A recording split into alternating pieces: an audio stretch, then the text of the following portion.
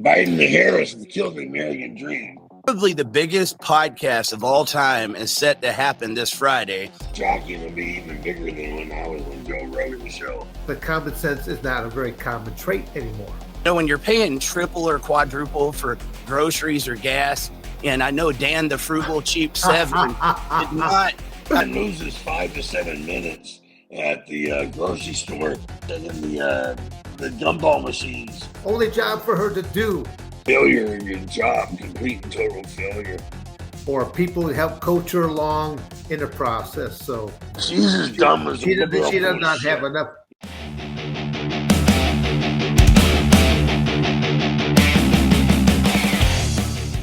Hey, everybody, and welcome back to Unleashed. It's been a while since we've been on here, but I've been excited about tonight. I am joined by Dan the Beast Severn and Don the Predator Frye. Gentlemen, how are you doing today? Fantastic. It's none of your damn business. You're bothering me, man. Can't you see, Eric? The man is enjoying a nice cigar, you know? Yeah. Man. You're interrupting me. You're interrupting me smoking my drink. I got you, man.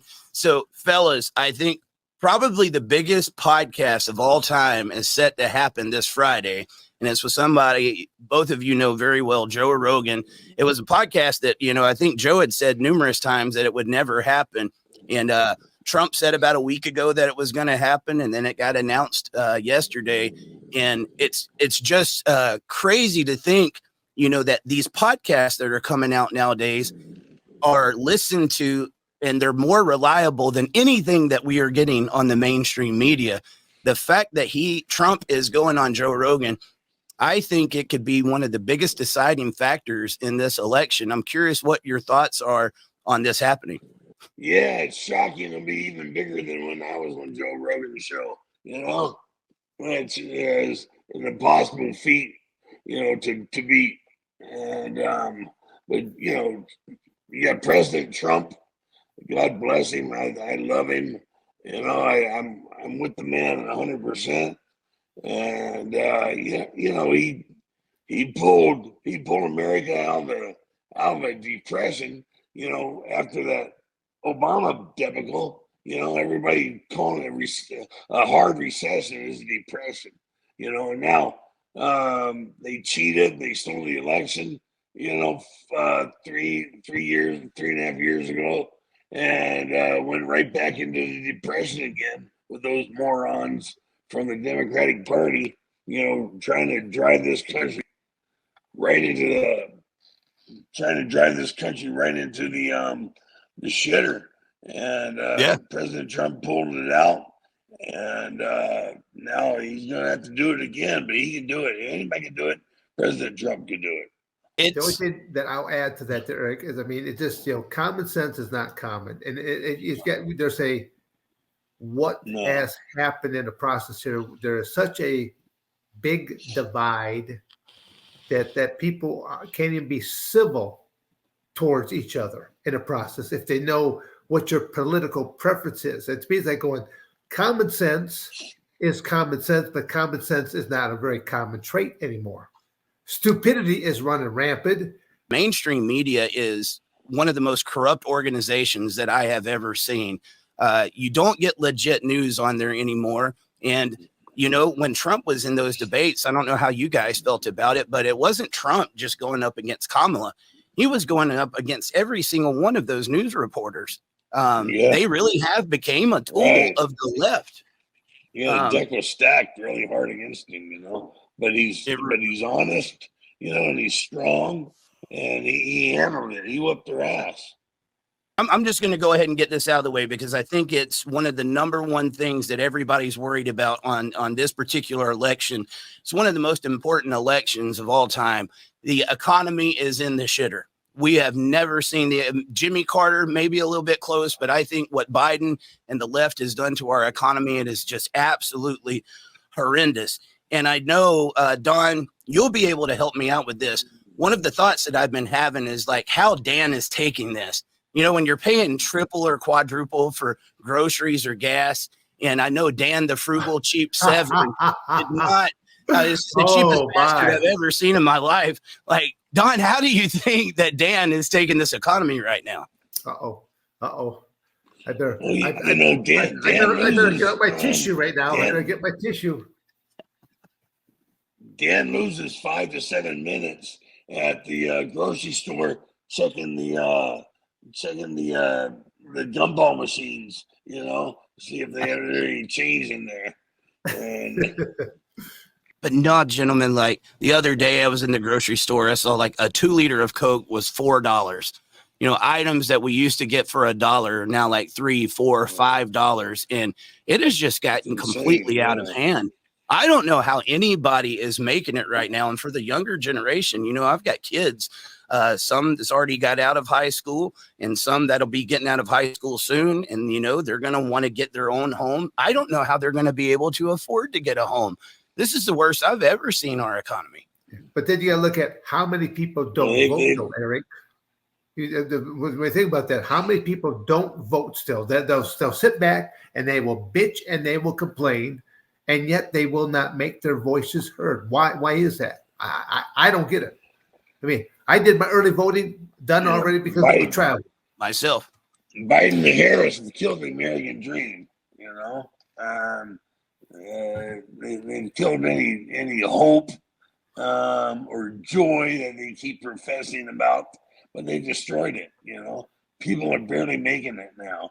And, it's one of those things. I rarely talk about politics when I go on the podcast, but, it was Hulk Hogan. I was listening to him at the RNC, and he said, when I see what's going on with my country and how it's, falling to pieces, and it goes back to your point, Dan, with people not voting. A lot of people think, well, I'm just not going to be a part of it. And that's where the problem is. Too many people have been silent and they're not speaking up. And guys, we're in a generation right now where we got kids that can't tell you if they're male or female.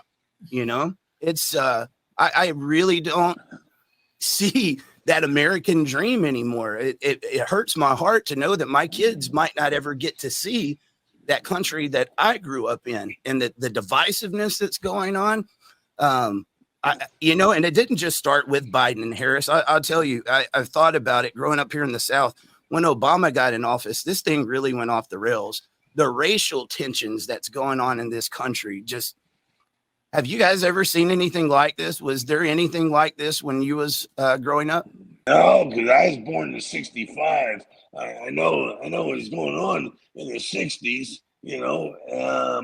but it's really terrible now.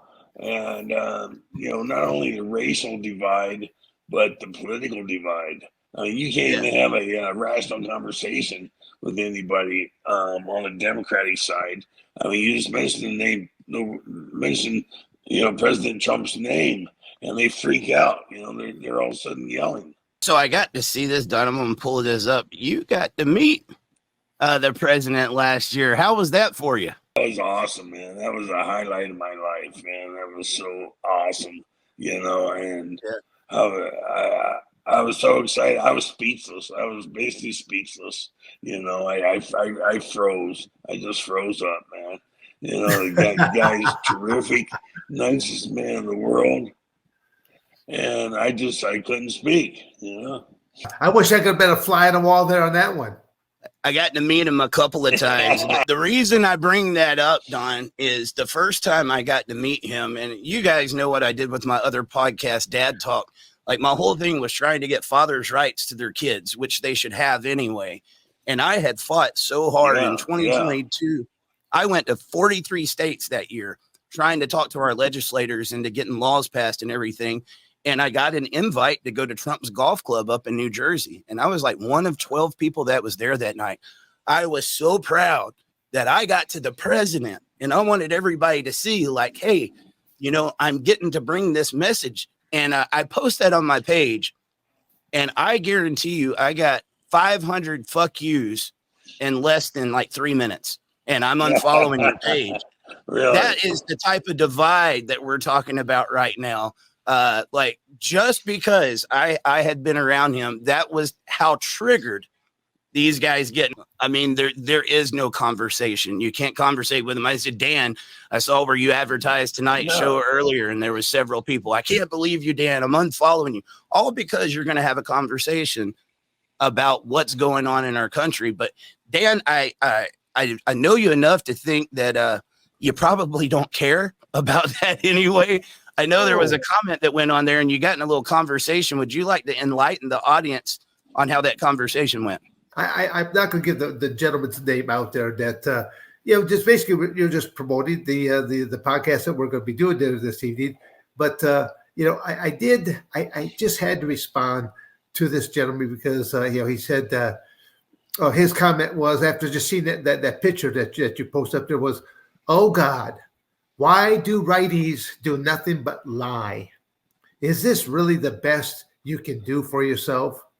And then I responded to him because he had this is not the first time I've heard from this gentleman.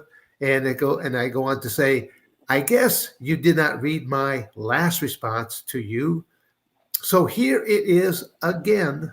And my opinion has not changed. To each his own, Jonathan. The fact that I gave him a perk there already. You didn't give a last name though, Dan. Okay. The fact that I allowed you to even express yourself on my page says something about me. I am still waiting for a response email from you. Hint, hint. I am a very busy person, and I do not take much time out of my life to interact with many folks. And many folks, I am quick to judge, just like you did on me. The only problem is you have misjudged me. I am all about America and Americans, and basically hate most of our so-called leadership because they do not live up to what they say they are going to do. My excuse for not doing more is based on lack of time. What is yours?" And for your information, I have voted for a Democrat president candidate before because it was the best option at the time. Did I really care for the two candidates at the time? No, but my voice was heard. Now go and have yourself a great rest of your day. P.S. I'm still waiting on that email. And then I gave my email address one more time.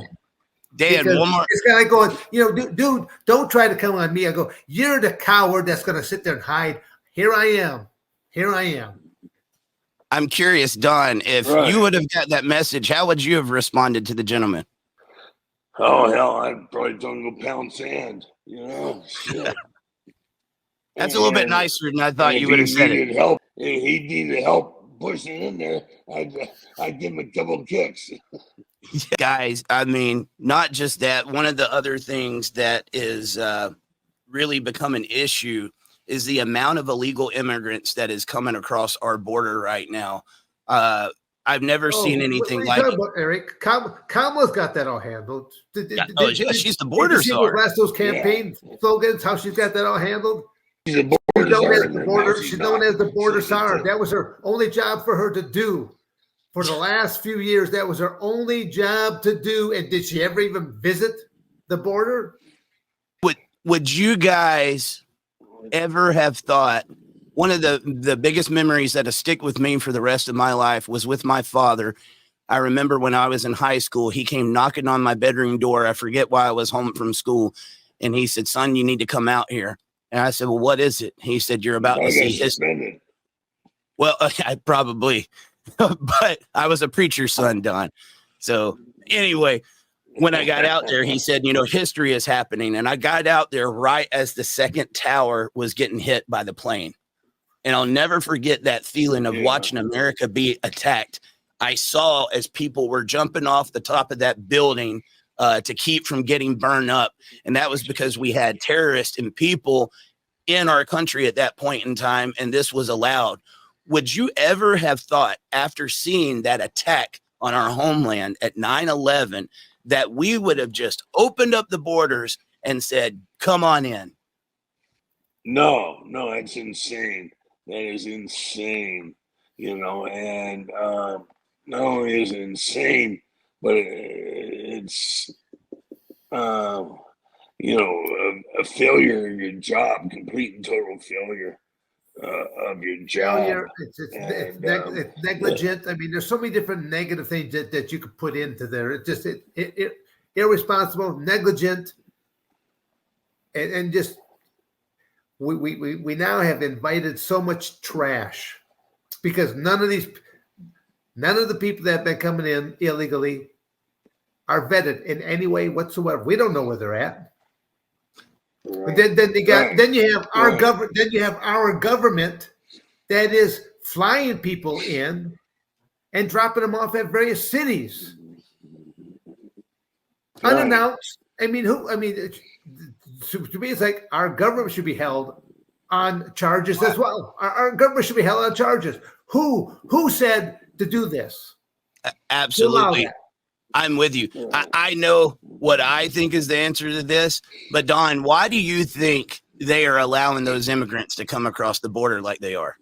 To try to steal this election. That's why. You know, let them all vote. You know, let these illegal aliens vote and steal the election. That's it. But you know, they're fucking up because the American people, you know, they allowed it to happen back in 2020 because we all know they stole the election in 2020, but it's not gonna. Many people are not gonna let it repeat, you know, in 2024. You know, so shit's gonna hit the fan. That's all there is to it. My opinion is if you cannot prove that the election was stolen, what's going to stop it from happening again? Because there are no. What are the new safety methods? What has been put in place from the last election to now? What has been put into place to ensure that there will be a proper accountability, a proper vote, no ballot stuffing, no illegal things taking place whatsoever? I mean, there's. Do I think that Biden won? No. In my heart, there is no way possible that senile old man could have outshined Trump in any way whatsoever intellectually. No You're giving way. him too much credit, Dan. Okay, that's someone that's been to Epstein's Island. You know, that's one of those candidates right there. So I will tell you, at that last election, Biden did very few campaign stops. And it was odd because I live in the middle of nowhere here in Georgia. And the one campaign stop that he did do back then was like 5 minutes from my house. And it was where me and my wife had gotten married the year previous on top of the mountain in Pine Mountain, Georgia. And I went there. I wanted to talk to him. I had some questions. And I can tell you there was maybe 50 to 100 Biden supporters there. He was met by probably close to 1,000 Trump supporters that were telling him to get out of there. Literally, Dan, when he started to leave the place, he was coming down in followed by the Secret Service, and the Trump supporters were on the side of the road playing "The Devil Went Down to Georgia," telling him to get out of here. And I remember seeing that. Now, the next week, Trump came to town, and it was in Atlanta, so I went to that one as well. They said, I think it was close to 25, 30,000 people that were in there to greet Trump. But what they weren't showing you, Dan, is there was 3 to 4 times that amount of people outside that couldn't get in because it was too filled.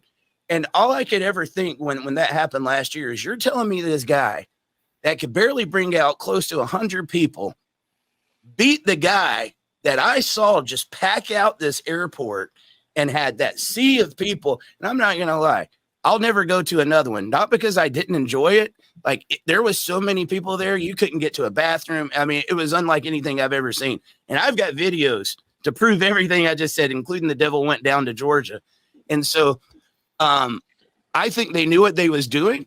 And I think this election right now, we should have it in a landslide, especially now that Trump's going on Rogan. I don't underestimate the power of Joe Rogan. I know it's got to be really eating at mainstream media, because Joe Rogan is getting higher ratings than all of the mainstream media outlets combined.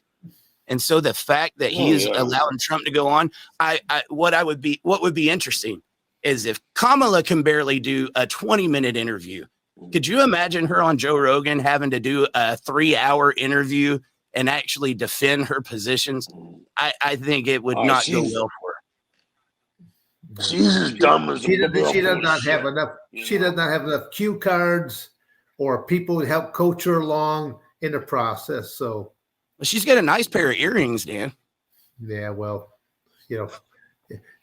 those better be earbuds is what they better be. So that someone could be speaking into her ears to tell her what to say. Well, the company that makes that wheelbarrow full of shit. Well, no, Eric, on the note that you were saying there. Yeah. Okay. And Don knows this. I drive to a lot of places. When Donald Trump's first election was taking place, I mean, I think I was in 20 some odd different states. I saw Donald Trump for president, bumper stickers, lawn signs, you name it. I mean, people driving in their trucks with the flags, the American flags, the whole 9 yards. And then all that process, I see one Joe Biden little yard sign. And it's even worse this election, man. You see about one of the Harris Waltz signs for about every 30 Trump. It's that. I mean, and it's not just that way here in Georgia, Dan. I just drove to San Antonio's to go see the Von Erichs, the Von Erich family. And it was that way all the way to Texas and all the way back. And when I got in Texas, it got even worse. Like the ranches and stuff out there was flying the huge, huge banners out there. Well, banners, but then they all fly American flags. They're all about us again. This is all about America and Americans. That's where they understand this whole party system of Democrats versus Republican. Anybody who believes in capitalism at all. Yeah. It's not that you're a Republican, but if you believe in capitalism at all, there's only one way to vote. You want to sit back? Yeah. You want to sit back and let the government take care of you? Really? See where that gets you. What Ronald Reagan said, the scariest thing he ever heard in his life is, "Hey, I'm from the government and I'm here to help." Yeah. You know, and it was very true, man. Speaking of the Von Erichs, Dragon 33 on YouTube. I know this guy. This is Ross Von Erich, Kevin's son. He said, "Hey, Don, what are your thoughts on Kamala's ability to negotiate and relate with other world leaders?" Do you think she's and her actually talk to a Putin? No, you know what? I think before she leaves the room after talking with Putin, he'll be pushing the buttons, to send nuclear bombs over to America. She's a waste of flesh, and she is so dumb. She couldn't even get a job at McDonald's because she was so dumb. She couldn't figure out how to flip a burger or how to fry fries. Well, speaking of that, Dan, what did you see Donald Trump working at McDonald's doing the French fries a few days ago? Yes, I did. How did you feel about that? Well, again, I mean, let's face it. McDonald's is like an American institution in the United States. I mean, it's anyone that grew up, they've made that drive-through with the family units, something of that nature. That's, again, I remember my parents driving through. You got to realize I have 7 other siblings, so having the Severn tribe go through there in the old station wagon, and there was a lot of burgers, a lot of fries, but back then I think a burger was only about 25 cents. A big change in prices. Yeah, my town in Sierra Vista, Arizona, was the first drive-through in America. Really? First McDonald's to have a drive-through. Oh wow, man! Yeah, attached to Fort Huachuca, an army base, and so the military men, the GIs, men and women, didn't have much time for lunch. So they instilled the drive-through, so those guys come down in town, get their food, drive through, and head back to their office.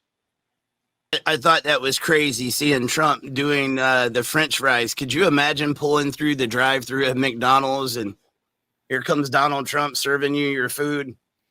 But it just goes to show, man. I mean, the big thing I think that's resonating with Americans with him is he's not a politician. He never was. Do you guys know anybody else that would went through all these felonies and the things that he has and still be running? I don't know how he's done it. No, I mean, you got to look at the man has. He's tough. The man basically is running his own companies. He takes, I think by law, he has to take $1 for his being a president. So he doesn't take a salary. He takes that mandatory $1. So he has to, he's running his companies, or he has people that are running his company, but I'm sure they need some input from him from now and then, just so they can live. So he's running his companies on top of running the United States. And he did a great job. When you look at the prosperity, the prosperity that was taking place in the United States and the respect that we had from world leaders, the United States was in a very good position, probably one of the best positions economically. I mean, there was truth in fact that there was stuff that was made in America. You might have been, Eric, you might have been making, automobiles and other stuff out in some other country. And Trump was saying, hey, that's good for you, Eric, but we're going to hit you with a 100% import tax here now because you took away a job from an American. And that's what I liked about him, is that he did make American and Americans first. I can tell you what, especially with all that driving that you like to do, Dan, I remember that $1.60, $1.70 gas during those 4 years. It was nice. I miss it too. Oh yeah, there was a time that I could just pull out a $20 bill and fill up the old tank, but no, it's more like $60 or $80 to fill it up now. Yeah, And speaking now about $20 buys 4 gallons. This is the weakest America has ever been. I know the other countries got to be looking at us and laughing. I really, truly do believe when Trump says that when he's president-elect, before he gets in office, he'll end that Ukraine war. I think he can do it. And I remember when he took over from Obama, ISIS was an everyday headline. And as soon as Trump got in office, I had never heard of the Moab bomb, the mother of all bombs. We saw him go and unleash that over there.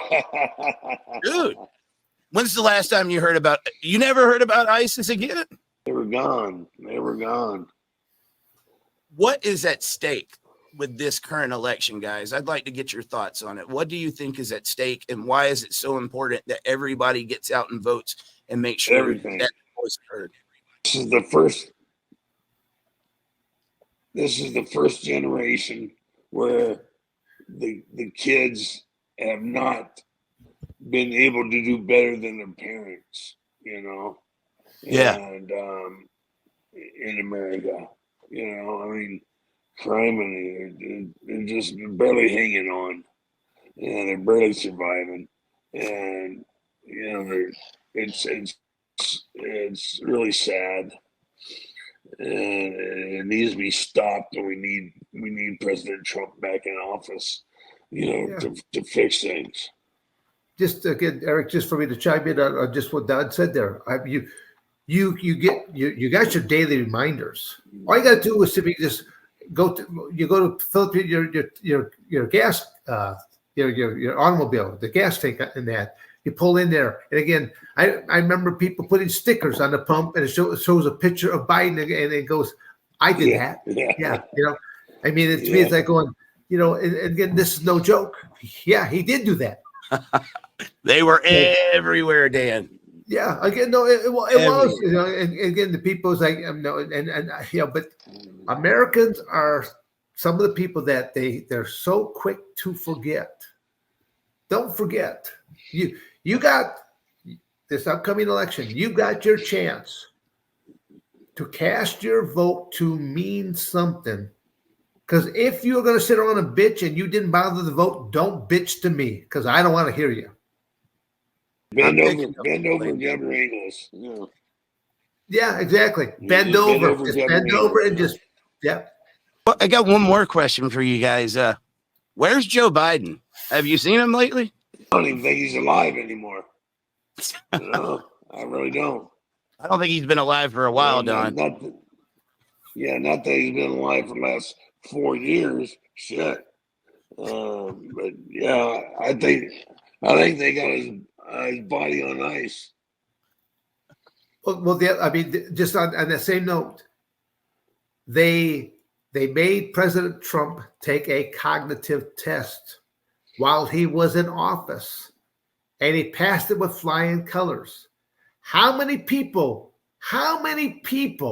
question Biden's cognitive ability, and yet nothing? Crickets.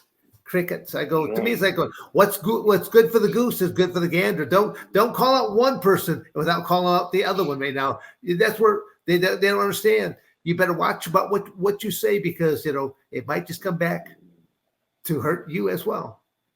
But then we're in such a pussy society, though, where again, so many people, especially this woke generation, that whatever happened to that little adage of sticks and stones may break my bones, but names will never hurt me. You got comedians that were legendary, how merciless they would be when they got on stage, how they would bust people's chops left and right, and you just loved them because they were not afraid. And if they had a heckler, oh my God, it was like, all right, game on, baby. Let's see if I can crush this one's gonads there as well. Oh, gee, can I say gonads? I don't know. That might be politically incorrect for me to say gonads here right now. Don, what was that experience like for you when you went on Joe Rogan, man? I can imagine that had to be pretty awesome. Like, what's different interviewing with a Joe Rogan versus someone else? That was great. Joe's a great guy. I really like him a lot. But I was just a few years out of having a stroke and being in a coma. My mind wasn't clear still yet. And like this Yahoo senator up there in Pennsylvania, I can't think of his name. Fetterman. He's not clear-headed enough to be in there. That's a joke. And those goddamn people, they deserve what they got. But the thing is, it affects us. It affects everybody, and that's what's bad about it. But yeah, I was not clear-headed at the time, so I went off on places, and I got stuck. But Joe's such a good interviewer. He's always reeled me back in. Yeah. Yeah. He's absolutely the best, man. I could see him, he was on with Patrick Bet-David at one point in time, and they was asking him if he ever got to interview Trump, what he would do. He's like, I want to know what it's really like behind the scenes.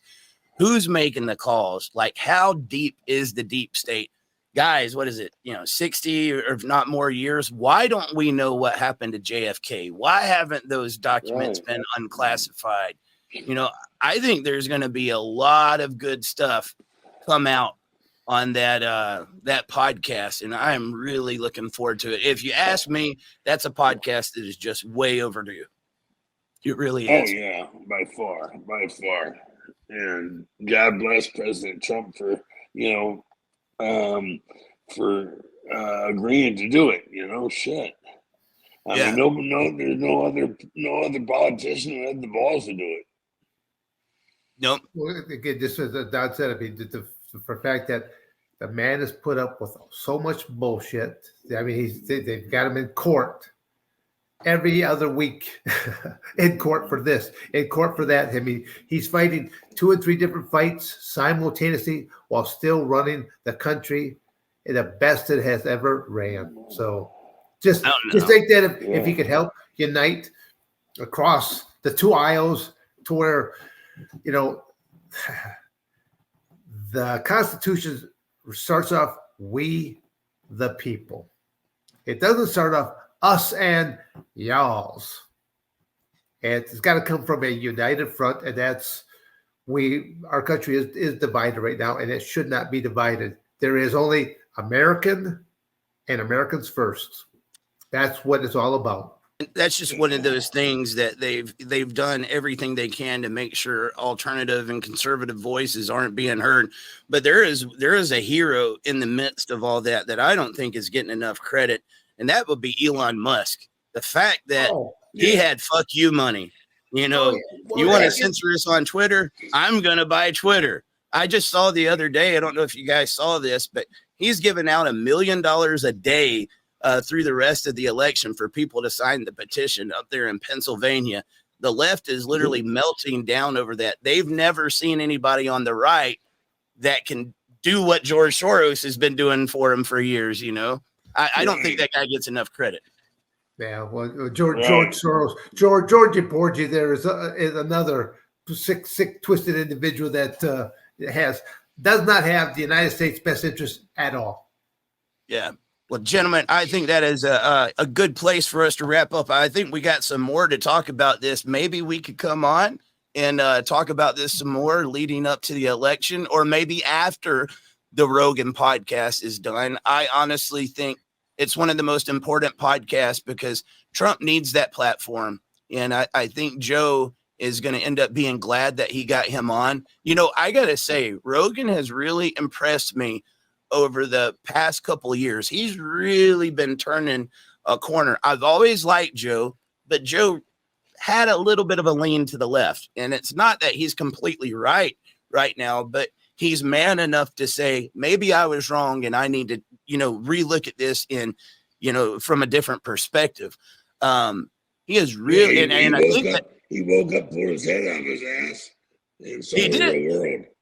He did, man. And I think a lot of that had to do with COVID, when they were claiming he took horse dewormer and trying to cancel him off of that. And again, Rogan's another important voice too, because he exposed that mainstream media for the fake news that they actually are. I'm just so glad that podcast is happening, and we'll just have to see what comes out of it, guys. It's exciting. Thank you guys so much, and let's do this again sometime soon. Sounds good. All right. Thanks, Brenner.